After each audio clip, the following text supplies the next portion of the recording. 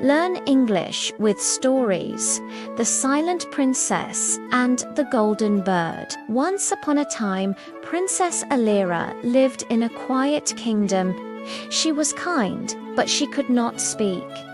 Her parents were sad, and many people tried to help, but nothing worked. One day, she found a golden bird in the forest.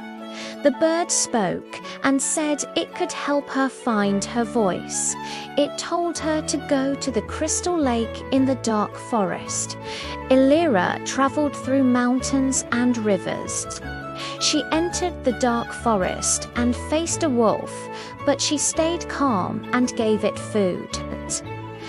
The wolf left her safely.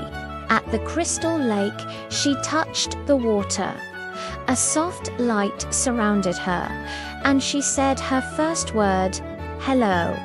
She was very happy and returned home. From that day, she used her voice to help others. The end.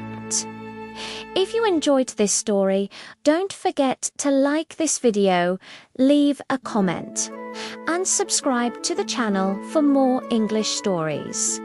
Stay tuned for more easy English learning content.